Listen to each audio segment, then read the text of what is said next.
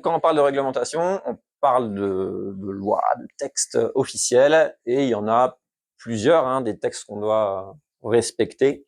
Donc là, j'en ai mis 4, le code de l'aviation civile, le code du sport, le code de l'environnement, le code des communications électroniques. Ceux qui font le BPC, peut-être c'est pour passer la QBI après, la qualif biplace, et le code du sport nous dit interdit de faire du biplace rémunéré sans diplôme d'État.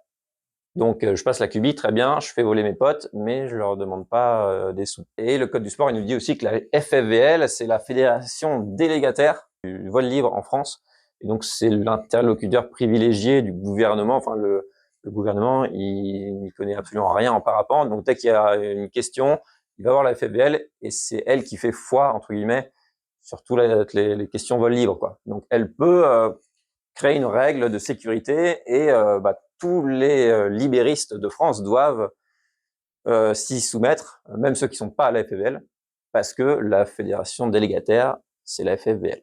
Le code des communications, là, c'est pour les radios. Ouais, on peut pas faire n'importe quoi. Le code de l'aviation civile, la DGAC, vous en avez déjà entendu parler. Donc la Direction générale de l'aviation civile, c'est elle qui gère l'aviation civile en France.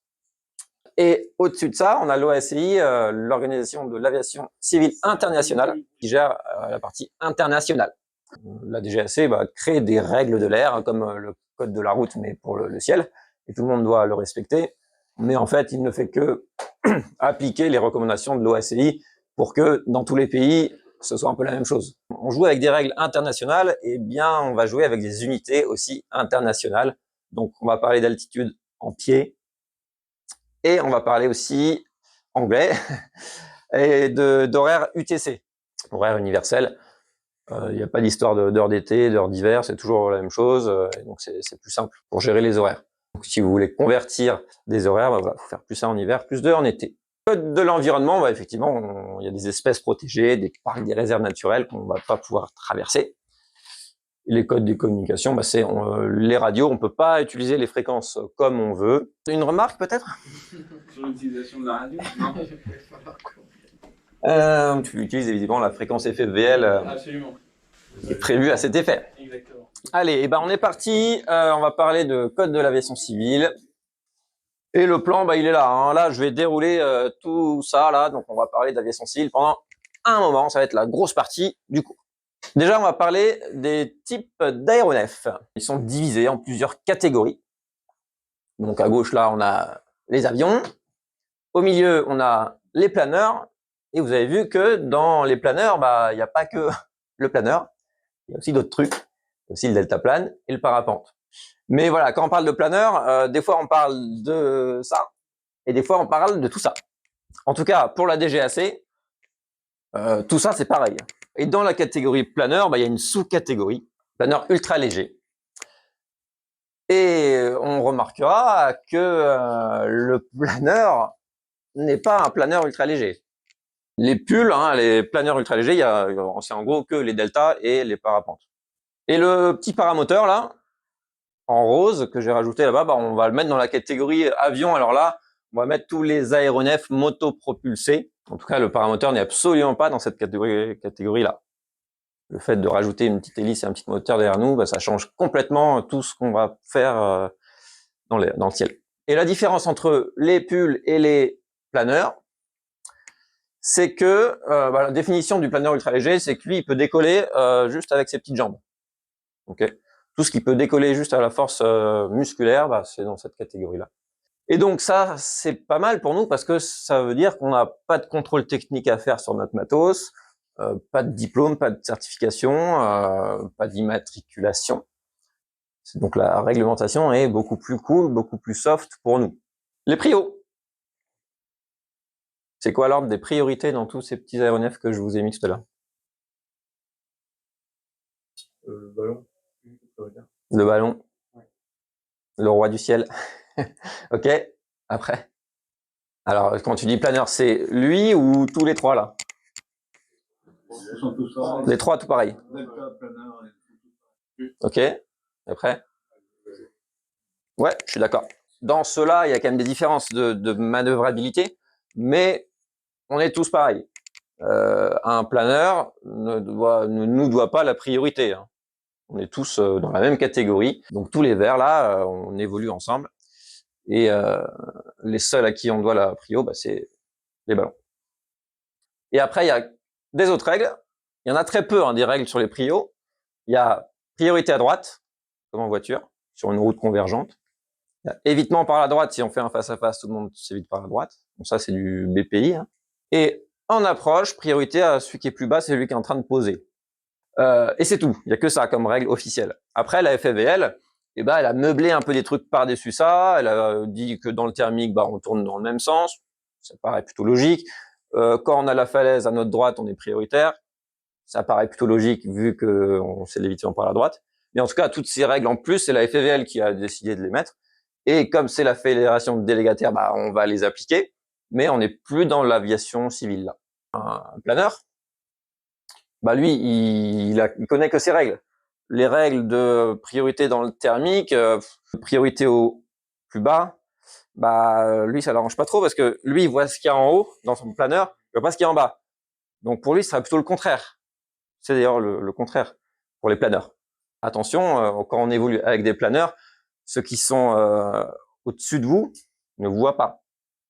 Donc faites pas les débiles en disant ah ouais non, j'ai la prio, je suis en bas. Voilà. Non, les règles, c'est uniquement ça. On trouve aussi sur Internet des trucs en mode il faut dépasser absolument par la droite. Je sais pas si elle vous parle, cette règle. Pour les planeurs, c'est faux, pour les avions, effectivement. Mais nous, on peut dépasser par la droite ou par la gauche sans aucun problème. VFR, IFR.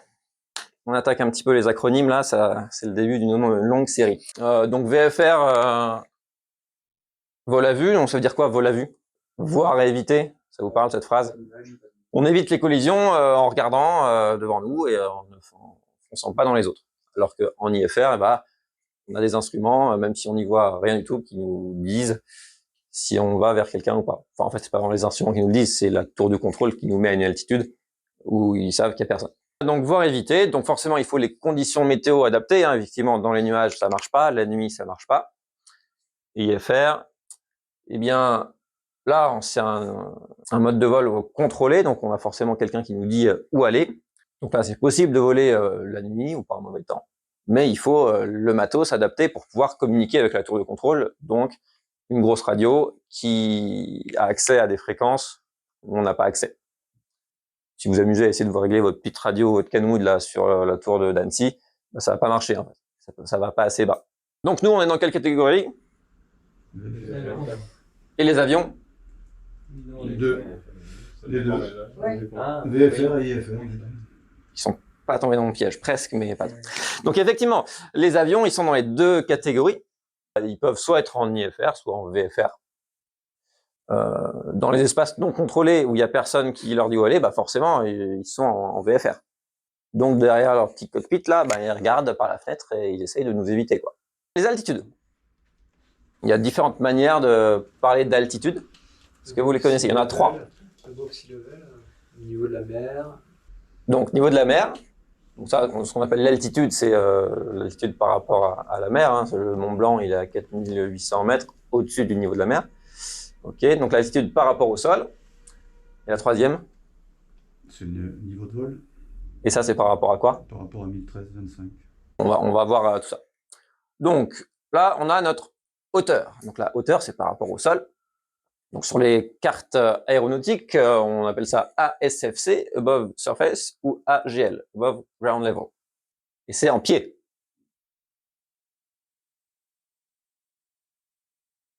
Là, on a l'altitude, donc au-dessus du niveau de la mer.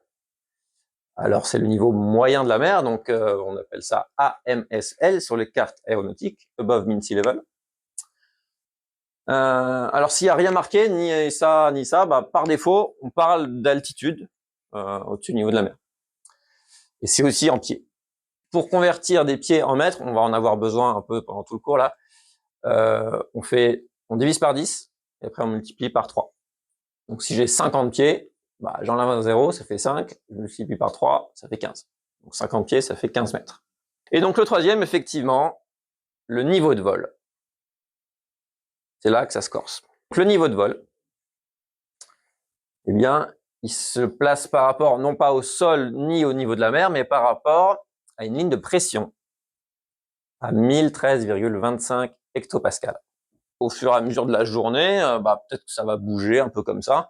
Et donc, mon niveau de vol, là, vous voyez, mon parapente, il reste exactement au même endroit, mais mon niveau de vol a changé, parce que la pression a changé. Sur les cartes aéronautiques, on aura ces 3 altitudes-là qui seront indiquées, et ce sera pas exactement pareil, hein. Il faudra bien comprendre ce que ça veut dire. Et donc, les niveaux de vol, donc FL comme flight level en anglais, ils sont exprimés en centaines de pieds. Donc, le FL30, c'est 3000 pieds au-dessus du 1013. Alors, nous, quand on va préparer nos crosses, nos vols, on ne sait pas le 1013 à quelle altitude il va être, évidemment. Du coup, par convention, on va se dire, le 1013, le jour où je vais préparer mon cross, genre demain, il sera au niveau de la mer. Ça me donne une estimation de la hauteur. Alors là, si j'ai une altitude FL30, je vais me dire, ok, ce sera à peu près 3000 pieds au-dessus de la mer. Et le jour J, ce sera peut-être un peu plus ou un peu moins, mais déjà, j'aurai une petite idée. Ok ? Et les altitudes, quand elles sont marquées sur une carte aéronautique, des fois, il y a 2 altitudes marquées. Il y en a une, hauteur sol, et une, comme il n'y a rien marqué, c'est quoi ? C'est l'altitude, ouais, c'est au-dessus de la mer. Et dans ces cas-là, comment on fait ? Qu'est-ce que ça veut dire, ça ? C'est la plus haute qu'il faut prendre en compte. Ouais, c'est la plus haute. Donc, on va commencer par le premier, là, donc 3000 pieds au-dessus du sol. Donc, je me trace une petite courbe à 3000 pieds au-dessus du sol. Première valeur. Après, je fais mon 4000 pieds au-dessus de la mer. Hop. Et pour avoir l'altitude donnée, je prends la plus haute à chaque fois des 2 valeurs. Et ça me donne une ligne d'altitude qui est comme ça. Donc, quand vous voyez marqué ça sur une carte aéro, ça veut dire la courbe jaune là. Alors, sur les cartes aéronautiques, il y a souvent 2 altitudes. Pour une zone aérienne, un espace aérien, on a l'altitude plancher et une altitude plafond. Donc là, j'ai repris exactement la même chose pour le plancher. Et pour le plafond, on a 6000 pieds au-dessus de la mer, là. Et donc, mon espace aérien, il couvre toute la zone jaune, là. Je vais faire d'autres petits exemples. Ça veut dire quoi, ça ? Donc, le plafond a 11 500 pieds au-dessus de 2013. Mais bon, là, on va prendre la mer pour, voilà. Et juste en bas. Grande, donc au-dessus du sol. 1000 pieds au-dessus du sol. Et ça fait combien de mètres, ça, 1000 pieds ? 300 mètres. 300 mètres. On enlève un zéro, on multiplie par 3. Donc, effectivement, 1000 pieds sol, 11 500 pieds au-dessus de la mer, et hop, on a notre petite zone. AGL, c'est quoi déjà ? Above ground level. C'est comme à SFC, pareil, au-dessus du sol. Ok. Ah, c'est comme C'est les deux, c'est la même chose, ouais. Un autre exemple, là, on part de 2000 pieds au-dessus de la mer, et on finit au FL 95, donc 9500 pieds au-dessus du 1013. Ça va ?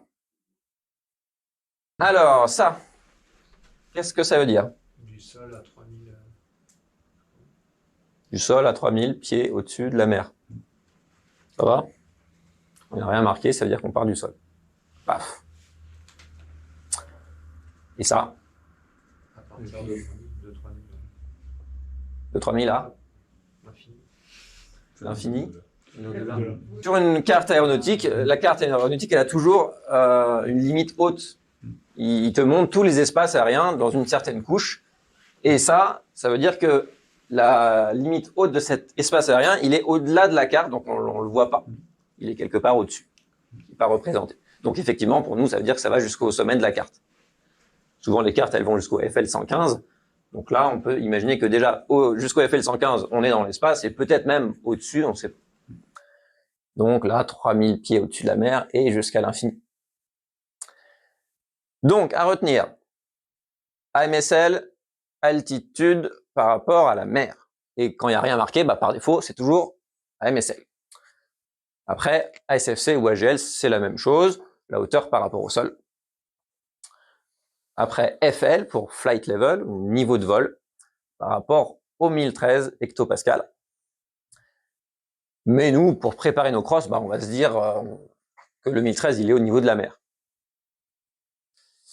S'il y a deux altitudes qui sont notées, eh bien on prend toujours la plus haute. Les espaces aériens, ils sont classés. Est-ce que ça vous parle, là? A, B, C, D, E, F, G. Donc, A, B, C, D, on n'y va pas. E, F, G, on y va. Déjà, A, B, C, D, pourquoi on n'y va pas? Le contact radio obligatoire. Alors, la classe A, il n'y a que les IFR qui peuvent y aller, donc c'est réglé. Et les autres, B, C, D, on peut y aller en VFR, mais avec un contact radio obligatoire. Et donc, nous, avec nos radios, on ne peut pas avoir de contact avec la tour de contrôle. Donc, on n'y va pas. Et E, F, G, on peut y aller. Alors, donc A, on oublie. B et F, en France, il n'y en a pas. Donc, on peut oublier aussi. A, on oublie parce qu'il y a que quelques zones à Paris. Donc, vous verrez jamais des zones A là où on va voler, quoi. Donc, nous, ce qu'on va voir sur les cartes aéronautiques, c'est en fait plus que 4 lettres. C, D et E, G. Donc, C, D, on a dit qu'on n'y allait pas. E, G, on peut y aller. Donc, C et D, c'est des espaces contrôlés. Donc, il y a une petite tour de contrôle qui check si tu as bien les autorisations. Donc, évidemment, on ne peut pas y aller. G, c'est un espace non contrôlé. Et ça, c'est l'espace, en fait, il n'y a jamais marqué sur une carte aéronautique, ça, c'est un espace de classe G. Enfin, c'est l'espace par défaut. Quand il n'y a pas d'autres zones, espace aérien, par défaut, c'est la classe G. Et là, on peut faire un peu ce qu'on veut. On vole à vue. Et c'est open bar. Et après, E, du coup, c'est quoi? C'est qu'en VFR, c'est un espace non contrôlé. Donc, pour nous, en fait, c'est un peu pareil qu'une classe G. Mais par contre, on a du trafic IFR, donc qui vole aux instruments, dans ces zones-là. En espace G, tout le monde se regarde et tout le monde s'évite, voire éviter. On fait du vol à vue. Alors, je vais mettre juste la petite classe E en jaune, comme ça on les différencie. Donc là, on a parlé des vols VFR, des vols IFR, et on a dit qu'en vol VFR, il fallait les conditions météo adaptées. Là, on va voir quelles sont ces conditions météo adaptées. Donc ces conditions, on les appelle VMC, et on va regarder deux trucs. On va regarder la visibilité, à quelle distance je vois, et la distance au nuage. Et ça, en fonction de mon altitude, ça va pas être les mêmes choses. Donc on va se faire un petit tableau. On va partir du sol jusqu'à 900 mètres, ou 300 mètres sol, la plus haute des deux altitudes. Et après, un palier à 3000 mètres. Ça nous fait notre petit tableau qu'on va remplir. Du sol jusqu'à 900 mètres, la visibilité, ça doit être quoi, vous savez ou pas? Effectivement, 1 km 5, à partir entre 900 mètres et 3000, 5 km, et après, 8. Ok. La distance au nuage. Du sol à 900 mètres, on doit juste être en dehors des nuages et avoir vue sur le sol. Donc, je décoller au-dessus de la mer du nuage, ça marche pas. Donc, je peux jouer avec les nuages, les frôler, il n'y a aucun souci.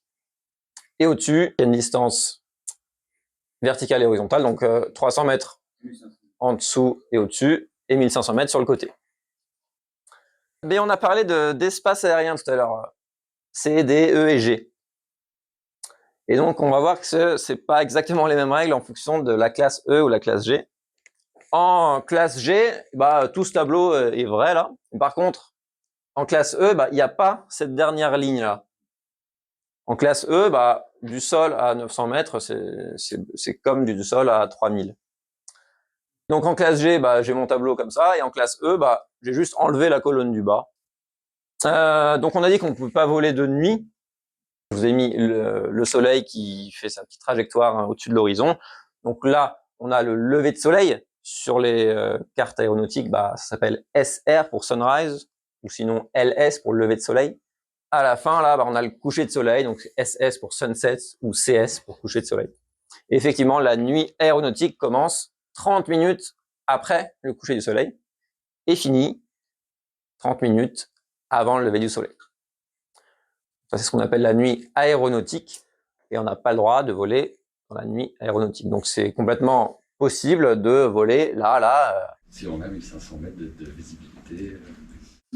Si on a tout le reste, c'est vrai, évidemment. Et dans le dom-tom, c'est 15 minutes. Fun fact. Règle de survol.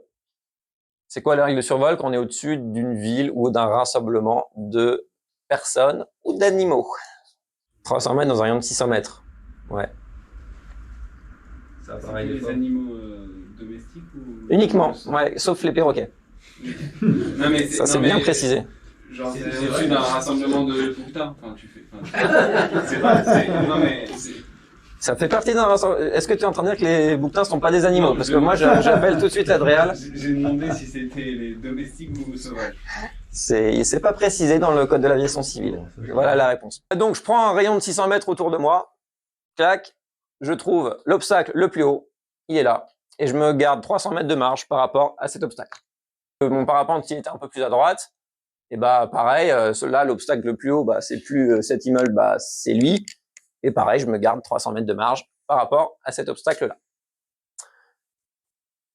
Tout ça, sauf si je veux décoller ou atterrir. Ça vaut pour tout type d'agglomération ou Oui. c'est que pour les petits villages? Tout type d'agglomération. Mais on a le droit d'aller sur les villes? S'il n'y a pas d'espace aérien. Ah oui, ouais. Et les hameaux, c'est enfin, genre une maison à un endroit. Alors, le terme, c'est agglomération. Je ne sais pas la définition du terme agglomération. Non. Donc, là, il y a un petit schéma qu'on trouve sur Internet. Là, c'est pas moi qui l'ai fait, celui-là, qui résume un peu tout ce qu'on a vu jusqu'à maintenant. Donc, les règles VMC, donc la distance au nuage, les visibilités et les distances de survol. Donc ça, c'est pas mal, ça résume bien. Là, on voit bien l'étage du bas, hop, qui suit le relief. Parce qu'on a dit 900 mètres par rapport au niveau de la mer ou 300 mètres sol. Ok. Donc même si je suis en haut du Mont Blanc à 4008, et bah, je fais du soaring là, la distance au nuage, c'est juste ne pas être dedans, quoi. On a vu les prios, on a vu IFR, VFR, les altitudes, les classes, les conditions VMC. Et on a un peu tous les outils pour s'attaquer au truc le plus rigolo, les cartes aéronautiques. Donc sur ces cartes, on a plein de trucs. On a des trucs qui sont utiles pour nous, des trucs qui sont pas utiles pour nous. Les principaux trucs qui sont utiles pour nous, c'est les espaces aériens, qu'on a dit classés C, D, E ou G, qui sont là en bleu. Les zones aériennes qui peuvent être classées P, R ou D, on va voir ce que ça veut dire, qui sont en rouge. Les aérodromes et les espaces naturels, donc les réserves naturelles, les parcs nationaux, etc. Donc on va voir dans l'ordre toutes ces choses-là. On est parti pour les espaces aériens. Déjà là, on a pris une tranche d'atmosphère qui va du sol jusqu'au FL, je sais pas trop combien d'ailleurs, du sol jusqu'au FL 115. Donc le FL 115, c'est à peu près 3400 mètres. Alors ça dépend de la pression du jour, mais à peu près ça. Et là, on est dans un espace classé G, donc c'est open bar, on peut faire tout ce qu'on veut. À partir du FL 115 et jusqu'au FL 195, donc à peu près 5008, là, on est dans ce qu'on appelle la LTA, Lower Traffic Area. Et elle est classée D. Et donc classée D, ça veut dire on peut pas y aller. Et au-dessus, bah, c'est UTA, Upper Traffic Area, classé C, on peut pas y aller non plus. On part de la base et après on va rajouter plein de trucs. Évidemment, mon schéma, il va pas finir comme ça. Ça, c'est la base. Dans les montagnes, bah, cette limite de 3400 mètres, ça nous fait un peu chier.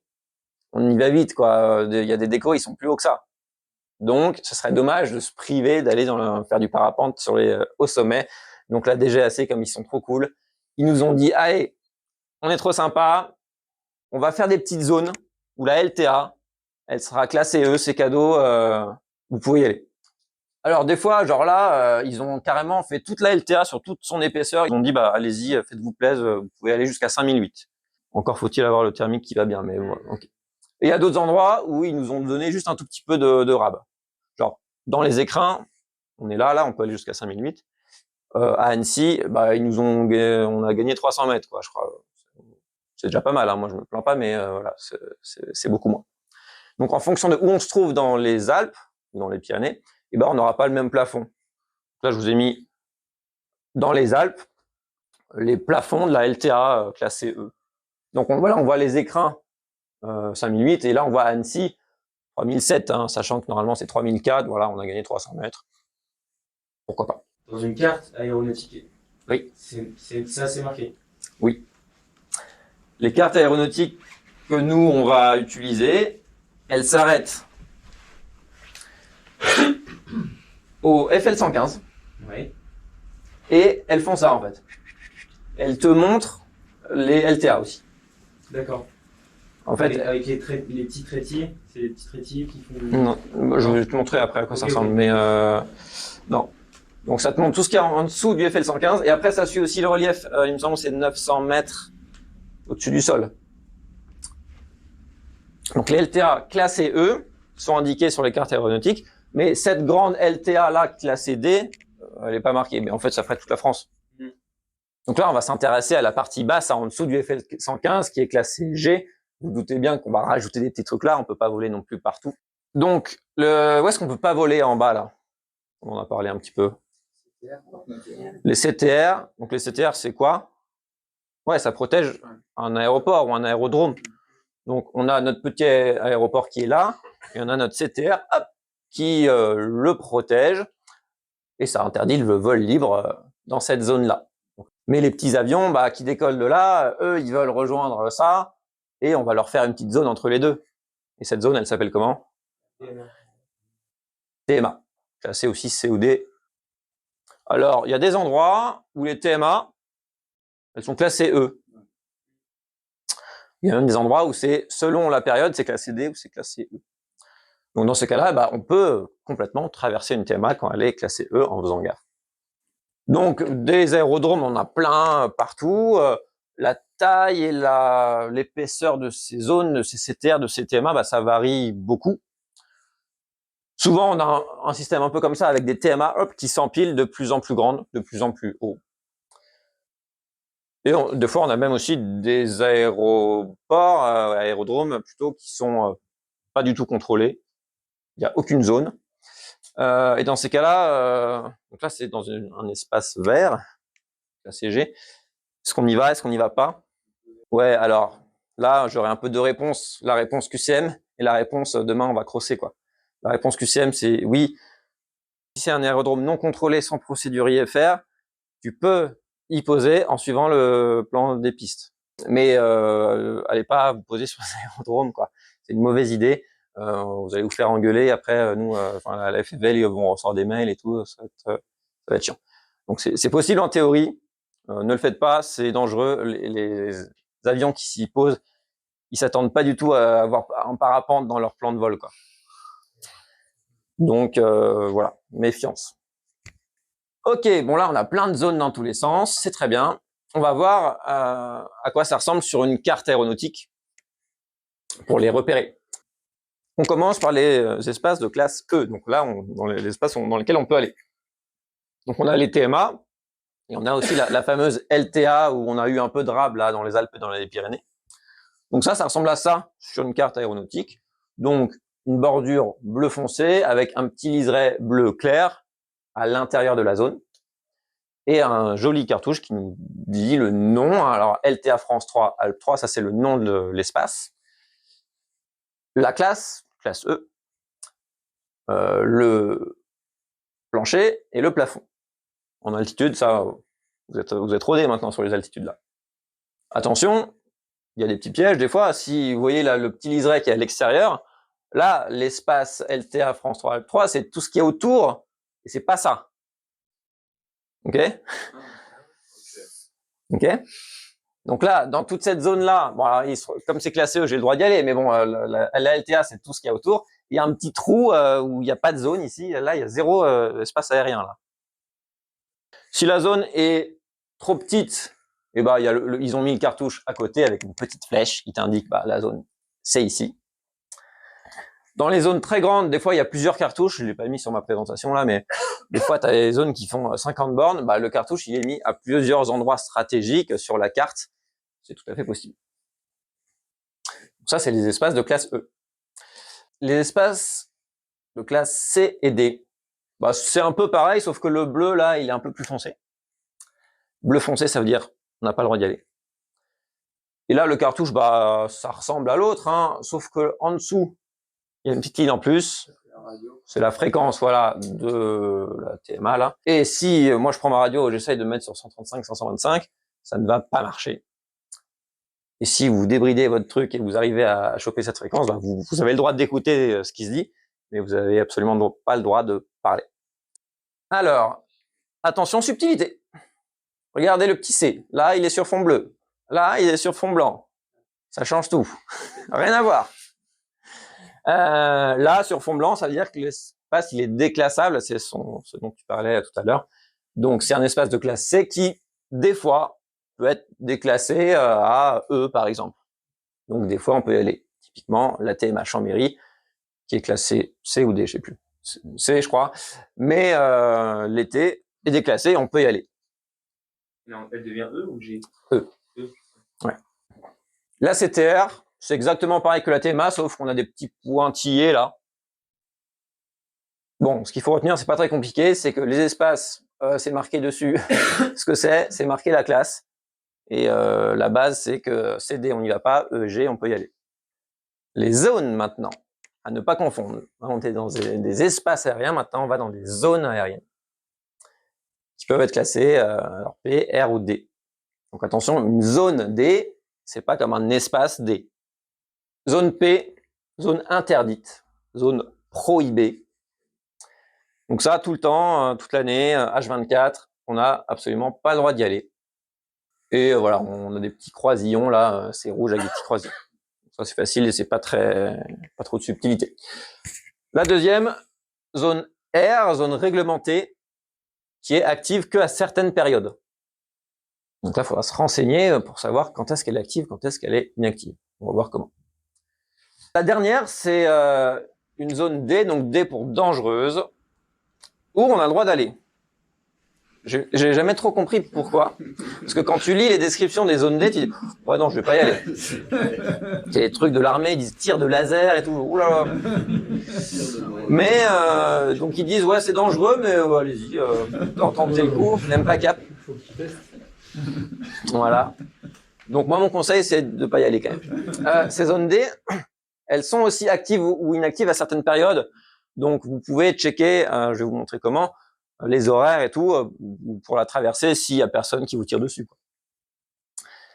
Et quand la zone est trop petite pour la montrer sur la carte, bah ils ont fait une petite 3 comme ça, avec le petit cartouche qui est à côté.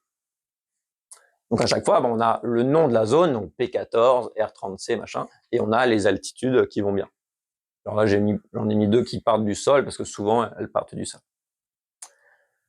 Il n'y a pas de différence entre R et D. Ouais, c'est exactement le même quadrillage. Enfin. Donc, P et R, on n'y va pas.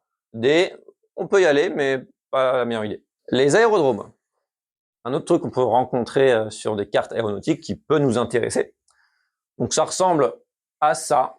Donc là, on a le nom de l'aéroport ou l'aérodrome, son code, et là, des infos complètement inutiles pour nous. Donc, si c'est militaire, si c'est contrôlé, bah, avec l'accord de la tour, tu peux, mais sinon, non. Et si c'est civil non contrôlé, bah, tu peux, s'il n'y a pas de procédure IFR. Donc ça, encore une fois, c'est pour vous aider un peu pour le QCM.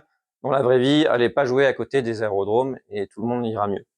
Si tu veux plus de détails sur les aérodromes, bah, tu peux sortir les cartes VAC, ça s'appelle, qui donnent toutes les infos que tu veux sur un aérodrome. Et le dernier truc, bah, c'est les réserves naturelles. Et ça ressemble à ça, un peu comme les zones, mais avec des petits points au lieu des petites hachures. Donc on n'a pas le droit de voler en dessous de 1000 mètres sol sur les parcs nationaux. Mais chaque parc national a ses petites règles. Les réserves naturelles, et ben quand il n'y a rien, là c'est 3300 pieds que j'ai converti en 1000 mètres sol. Ça veut dire qu'on n'a pas le droit de voler en dessous de 1000 mètres sol. Là, quand il n'y a rien marqué, bah, par défaut, c'est 300 mètres sol. Si c'est pas 300 mètres sol, bah, ce sera indiqué. Là, c'est 500 pieds sol. Typiquement, la réserve du bout du lac, là, à Doussard, vous voyez, c'est 200. Et quand la réserve, elle est trop petite pour être marquée sur la carte, bah, c'est une petite cible comme ça. Et la réserve du bout du lac, bah, elle est comme ça. Elle est petite, donc c'est une cible, et c'est 700 pieds sol, donc 700, 70 x 3, ça fait 210 mètres. Voilà pour ça, là. Quand on parle des réserves. Ah oui, oui, c'est pour les réserves, oui. C'est une bonne question, parce que là, j'avais jamais remarqué que c'était... ouais, c'est par rapport à ça. Bah après, c'est un peu logique, comme c'est une réserve, enfin, l'intérêt, c'est de protéger la nature qui est en dessous, les oiseaux, tout ça. Et donc, ce qui compte, c'est la hauteur par rapport au sol, quoi. Donc, la règle, c'est on survole pas des espaces naturels trop bas, donc 300 mètres sol sur des réserves, ou 1000 mètres sol pour des parcs nationaux. Mais voilà, les écrins, par exemple, ils ont une règle spécifique où tu as le droit de voler en été, pas le droit en hiver, et en mai et juin, bah, tu as le droit qu'à certains endroits. À vous d'aller vous renseigner. Mais la DGC, ils sont pas très au fait de ça. Ils marquent même se renseigner auprès des parcs. Ok, donc là on a vu pas mal de trucs. On en est où sur notre petit plan? Les espaces, les zones, les aérodromes, les réserves. Donc on a vu tout ce qu'on voulait voir sur les cartes OACI. Alors, il y a plein de trucs qu'on n'a pas vus là, mais si on les a pas vus, c'est que, à mon sens, c'est pas très utile pour l'instant. Donc on va essayer de déchiffrer ça. Donc ces cartes-là OACI, elles sont publiées 2 fois par an, en avril et en novembre. Comment accéder à ces fameuses cartes OACI? Alors elles sont publiques, hein. On peut les trouver à différents endroits, mais moi j'utilise Géoportail. En haut à gauche, on voit les petites cartes. Paf, on clique là-dessus. On va dans Transport, en territoire et transport. Transport. Et là, OACI. Paf, et on a notre magnifique carte. Elle apparaît à droite, hein, on la voit ici. Et si vous voulez avoir la légende, si vous avez oublié tout ce que je vous ai raconté, bah, pas de souci, clac, on clique sur le petit i, afficher la légende, et ça nous sort toute la légende. Donc, ce qu'on peut faire, pour voir si vous avez compris, on se prend un exemple pas trop compliqué. Là, j'ai pris vraiment l'endroit où il y avait le moins de trucs. J'ai essayé, hein, j'ai tout donné. Donc, on a ça. Et on peut un peu se focaliser sur l'aérodrome ou l'aéroport de Brive. Et on va imaginer ce que ces espaces donnent un peu en 3D.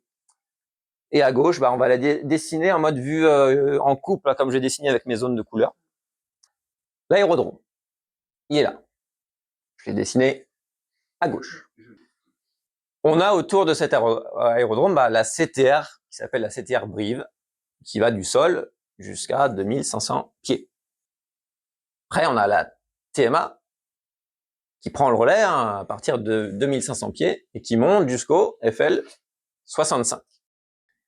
Et classé E, voilà, éco, et du coup, on peut complètement naviguer dans cette TMA. Et on a une autre TMA qui prend un peu plus large, qui est aussi classé E. Alors, qui va pas plus haut, hein, le FL65, c'est le même, mais par contre, qui part de plus haut, qui part de 4005. Et qui couvre une zone un petit peu plus grande. Encore une fois, elle est classée E, on peut voler dedans. Et on a une zone réglementée qui coupe tout ça, là, la R368C1, là, je ne sais pas si vous l'avez vu, c'est là. Et là, qui part du sol et qui va jusqu'au FL115. Donc le FL115, c'est le haut de notre carte, hein, donc c'est tout notre espace. Et donc là, est-ce qu'on a le droit d'y voler ou pas? On ne sait pas, il faudrait consulter les informations pour voir si elle est active ou pas ce jour-là. Donc là, on a vu les cartes aéronautiques, on a tout bien compris, mais je vous ai dit plusieurs fois, bah ouais, il faudra consulter les infos et tout pour voir les horaires. Ouais, c'est super, mais comment on fait, quoi? Donc, on va voir ces 4 trucs-là. Les AIP, les SUP-AIP, les NOTAM et le RTBA. Donc, les AIP, c'est les publications d'informations aéronautiques.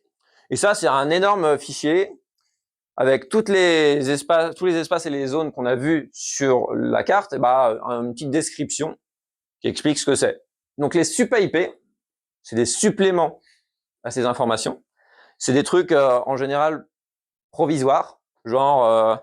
il y a Macron qui vient faire son anniversaire à Genève, là, et bah, ils font une énorme zone où tu n'as pas le droit de voler. Où il y a la Coupe Icare, pareil, on fait une zone où on n'a pas le droit d'aller. Donc ça peut être une zone aérienne qui n'apparaît pas sur les cartes, mais où il est interdit de voler. Et ça, du coup, c'est super important d'aller vérifier, parce que si vous faites que regarder les cartes, bah, vous la verrez jamais, cette zone-là. C'est un document de plusieurs pages avec beaucoup d'infos. Il y a une carte qui te met les limites de la zone. C'est écrit en français, on y comprend des trucs et tout, c'est plutôt cool comparé au reste. Et par contre, les NOTAM, bah, c'est la même chose, sauf que c'est en format condensé, format texte, où tu as une espèce de code comme ça, là, où tu comprends que dalle. Alors, tu peux comprendre certaines lignes, mais c'est un peu plus obscur. En général, les NOTAM sont plus utilisés pour dire telle zone est active ou pas. Une zone qui existe déjà, bah, je l'active, je la désactive, mais pas pour créer des zones Quand tu temporaires. parles des zones, c'est les zones réglementées, dangereuses et tout ça? Ou c'est encore autre chose? Ouais, réglementées, C'est ce qu'on a dangereuses. vu tout à l'heure? Ouais. D'accord. Quand tu dis c'est la même chose, c'est des infos en plus. Enfin, je veux dire, tout ce qui est dans les Enfin, NOTAM n'est pas forcément trouvable dans SUP-IP et IP. Enfin, c'est pas la même chose, c'est le même principe. Genre, c'est pas sur les cartes, c'est un ajout qui est temporaire, mais c'est pas les mêmes infos. Et le RTBA, c'est le réseau de très basse altitude. Donc là, c'est des avions de chasse qui s'amusent à 900 km/h au ras du sol, là. Et c'est ce que tu disais, ils assurent pas l'anti-collision. Parce qu'ils sont en suivi de terrain et si tu passes devant eux, bah, ils vont même pas te voir, ils vont entendre POC sur le pare-brise et ce sera fini, quoi. Donc, mieux vaut pas passer dans ces réseaux-là. Donc, toutes ces infos sont disponibles sur le site du SIA. Et là, on va voir plus précisément comment on consulte chacune de ces informations.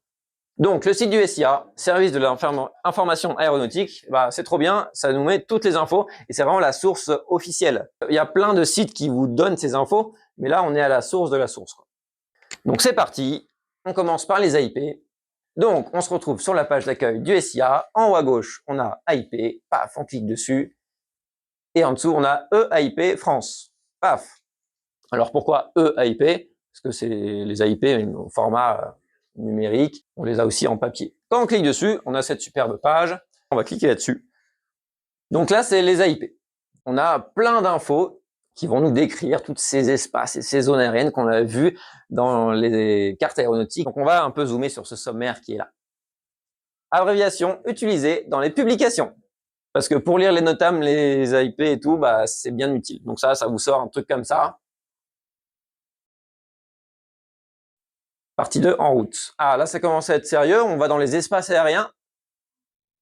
Et bah là, si on veut des infos sur les TMA, sur les LTA, bah on clique là-dessus.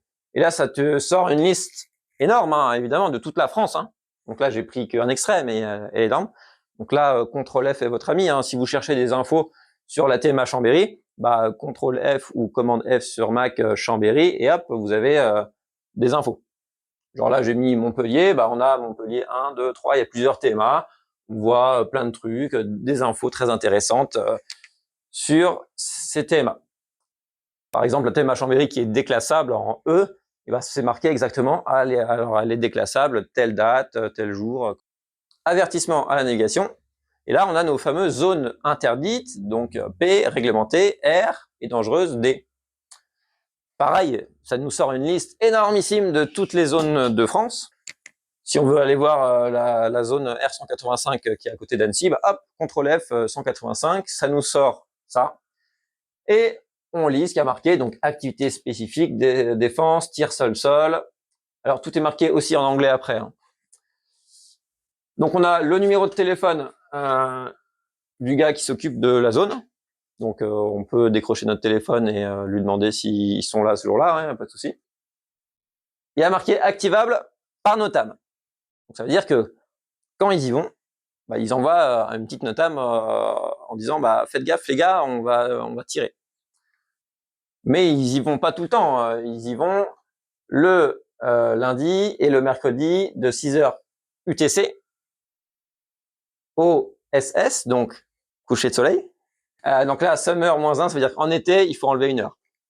Il faut enlever une heure à l'UTC et après, tu fais quand même ta conversion comme d'hab. Ouais, en fait, tu ajoutes 1 heure. Donc là, on va consulter les NOTAM pour savoir s'ils sont ou pas ce jour-là.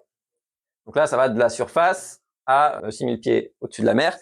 Donc ça fait 1800 mètres. Donc ça, super important pour aller voir les détails des zones, parce que les zones, c'est pas du tout détaillé. Ça nous donne R92. Bon, bah, qu'est-ce que ça veut dire R92? On n'en sait rien, quoi. Donc on y va souvent là, voir ça. Activité aérienne sportive. Vous avez peut-être vu sur les cartes aéronautiques des petits sigles comme ça, là, petits planeurs, petits machins. Et ben ça, c'est une activité aérienne, donc du planeur, du parachutisme, un ballon, de la voltige. Bah, sur les cartes, il y a le petit sigle et un petit numéro. Et ben le petit numéro, hop, tu recherches là, et ça te dit ce qui se passe. Donc pareil, hein, on a les altitudes, les horaires, qui appeler si jamais il faut appeler des gens, voilà. Donc là, tu vois, on a SR, SS, donc du sunrise au sunset, toute la journée, quoi. Là, on a SR, SS plus 30, donc du lever de soleil au coucher de soleil plus 30 minutes. Et là, dans restriction de survol, on a, vous avez toutes les règles des parcs nationaux et réserves. Donc là, si on va là-dedans et qu'on tape les écrins, bah, ça nous donne des infos sur les écrins. Encore une fois, les infos du SIA sont pas forcément les meilleures au niveau parcs nationaux et réserves. Allez plutôt voir les sites spécifiques des parcs. Et sur les aérodromes, en bas, bah, on a une liste énorme de tous les aérodromes avec procédure IFR. Et on a des infos. Bah, si vous voulez des infos sur des CTR, c'est là qu'il faut aller. Dans aérodrome. Ok, donc là, c'est bon. On a checké notre truc. On a regardé les AIP. Les SUP IP. Et bah, on est encore sur le site du SIA. On va dans préparation de vol en haut. SUP IP métropole. Paf. Et là, on a une liste de, alors là, je l'ai coupé, mais de toutes les SUP IP de France. Alors, si on veut trier un peu, bah, on peut là cliquer sur VFR pour qu'il nous sorte que les SUP IP qui nous concernent. On peut mettre une date de début et de fin. Et pour préciser un petit peu plus, moi, je mets là LFMM. LFMM, c'est toute la zone là, le quart sud-est. Comme ça me sort pas les AIP qui sont trop loin. Et en faisant ça, en général, j'en ai une dizaine. Et après, bah, je regarde là le titre de chaque. Et des fois, bah, genre là, tu vois, région Hautes-Alpes. Bon, si je vais pas voler dans les Hautes-Alpes, bah, je zappe, hein, je vais à la suivante. Je clique même pas dessus. S'il y en a qui sont dans ma zone où je sais pas trop où c'est, bah, je clique dessus. Et là, bah, ça me sort le fameux PDF de plusieurs pages là, et je vois, ah ouais, la zone, où est-ce qu'elle est, à côté de, je sais pas où, Clermont. Non, ça je m'en fous, je vais pas y aller. Et si c'est une zone à côté de chez moi, bah, je la prends en compte. C'est juste ça, je suis pas IP. Les NOTAM. Et bah, pareil, hein, le site du SIA, préparation de vol. Et là, Sophia Briefing. Alors oui, il n'y a pas marqué NOTAM. Préparation. On part. Alors là, c'est le code de l'aéroport de départ, donc j'ai mis Annecy. Alors si vous tapez Annecy, ça va vous proposer ça. Vous n'êtes pas obligé de retenir tous les codes de tous les aérodromes. Donc on part de là, on va là, donc là j'ai mis Albertville. Pareil, vous tapez Albertville, il va vous proposer ça. On tape trajet. Donc là, on a notre trajet de Annecy jusqu'à Albertville, A vers B. Donc en haut, durée de validité, bon, j'ai mis 12 heures.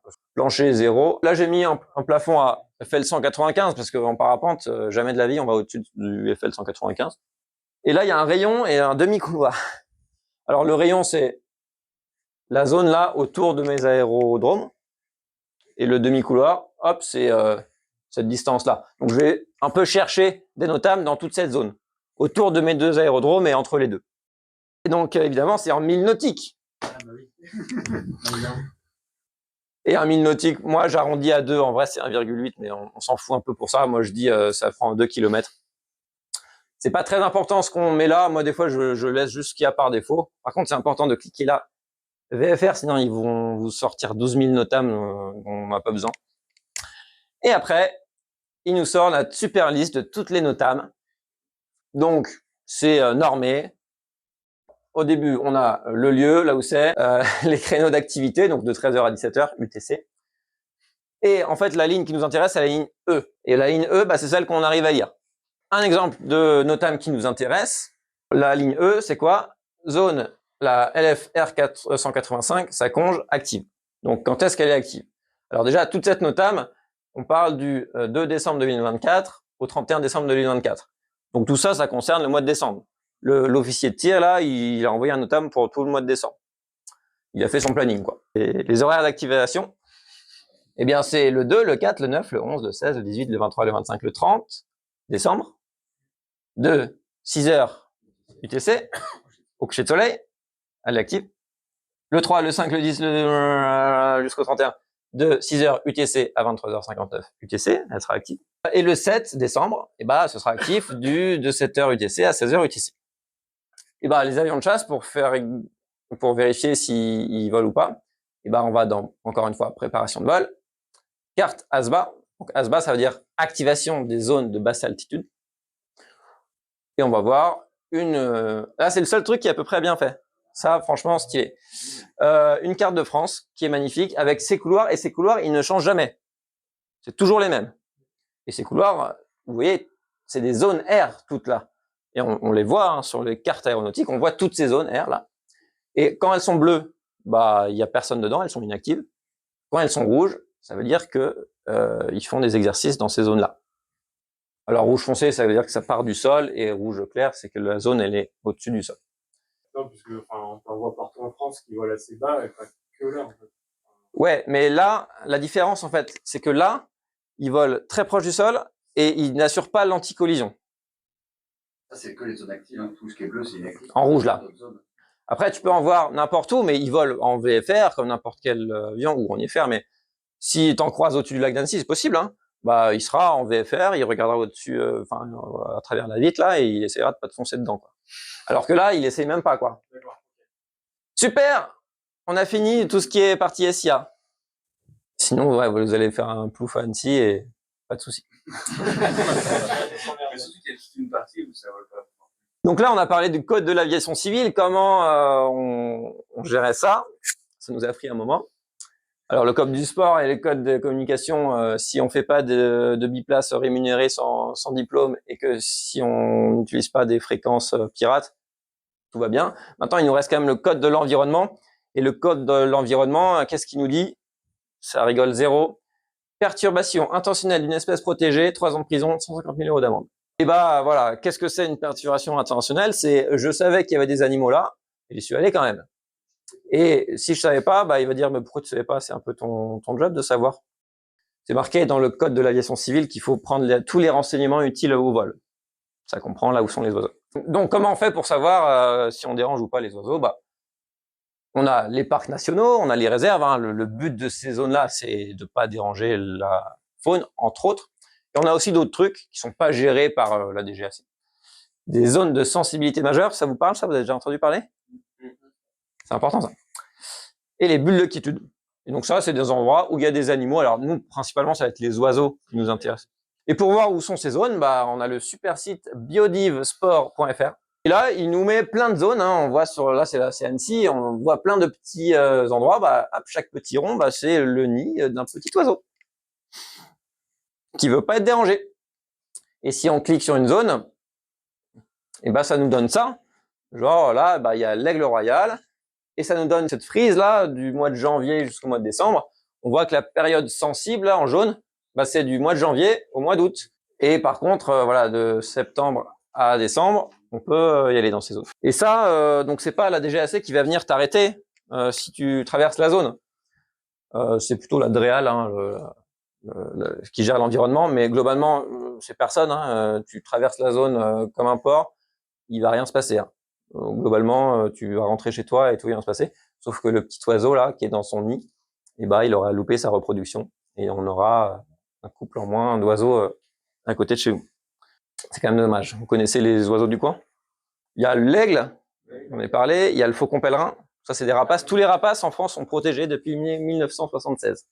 Donc, on a lui là. Regardez-moi, c'est pas magnifique ça? Un aigle royal. Optimisation de la traînée induite de l'espace là. Il y a lui, voilà, le gypaète barbu. Encore une fois, magnifique.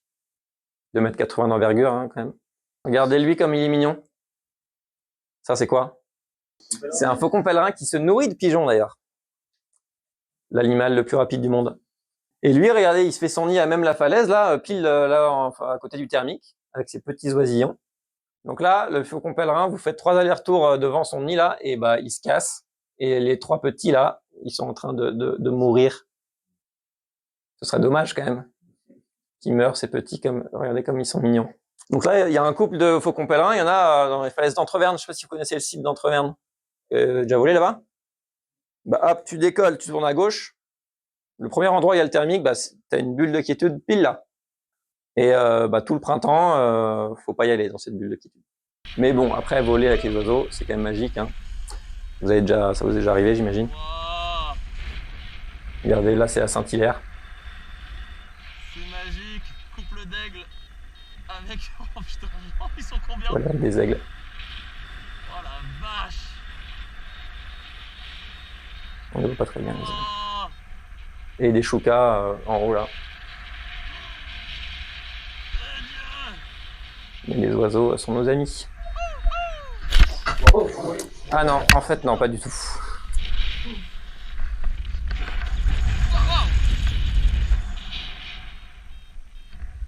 La vache. Donc les risques de voler à côté des oiseaux, c'est déjà de faire échouer des reproductions comme le faucon pèlerin. C'est aussi de se les prendre dans la gueule. Et là, il était à quelques mètres de la falaise. Hein, je sais pas si vous avez vu, mais c'est passé à vraiment rien du tout.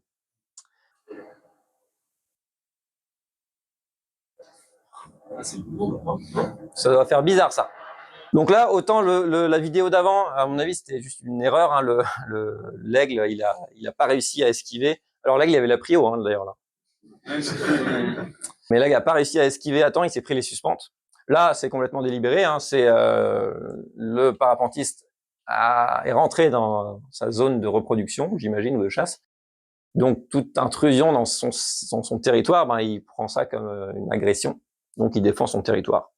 Si vous volez avec des oiseaux et que vous voyez qu'ils viennent jouer avec vous, et ben, ils viennent pas du tout jouer avec vous. Les rapaces ne connaissent pas le jeu, hein, ça n'existe pas hein, chez les rapaces. Donc, s'ils viennent vous dire casse-toi, et ça va commencer comme ça, et ça va finir pire si vous restez dans la zone. Il y a eu une attaque à Beauzelle il y a pas longtemps, là, un gars qui s'est fait défoncer. Ou on fait échouer les reproductions, ou on se prend par inadvertance des oiseaux dans nos suspentes, ou au contraire on se fait attaquer. Donc pour toutes ces raisons, on va éviter de voler dans les bulles d'équiétude ou dans les ZSM. Sachant que les ZSM, c'est réglementaire. Hein. Si vous êtes pris à voler dans une ZSM, vous pouvez être amendé. Alors que la bulle de quiétude, c'est des petits gars de la LPO qui viennent, des bénévoles. Hein, la LPO, c'est la Ligue de protection des oiseaux, qui font des inventaires et qui disent bah, cet endroit-là, il y a un petit faucon pèlerin, s'il vous plaît, évitez d'y aller. Mais bon, peu importe, hein, allez pas faire chier les oiseaux, hein, ils ont rien demandé, les pauvres. Alors ouais, les ZSM, on les trouve sur Biodiv, mais aussi Spotter est là pour nous sauver. Parce que les cartes OACI, on a vu que c'était l'angoisse. Et là, Spotter, il nous met tout, en fait. Il nous met les espaces aériens. Là, on voit la CTR Annecy, on voit la TMA Chambéry. Il nous met la zone R Saconge, là. Les zones R, elles sont marquées là. Il nous met la réserve de Doussat, la réserve des Bauges. L'aérodrome d'Albertville, il n'y a aucune zone, là. Hein, sur les cartes OACI, il n'y a pas de zone. Mais il nous met, Spotter, il nous dit, voilà, faites gaffe, évitez cette zone-là. Et là, en orange, le JPEG barbu, donc les ZSM. Le seul truc qui nous met pas, Spotter, c'est les bulles de quiétude là qu'on trouve sur Biodiv. Il les met pas parce que c'est pas réglementaire, mais respectez-les quand même. Donc voilà, la conclusion c'est que Spotter quand même, il nous sauve bien. Quand on clique sur un endroit, genre je clique là, bah ça nous met à gauche les cartouches qui vont bien, les heures d'activation. Franchement, c'est pas mal. Donc en résumé, on va crosser. Clac, premier truc qu'on fait, on va sur Spotter ou sur Géoportail, on va regarder nos espaces aériens, nos zones, nos aérodromes, nos réserves naturelles.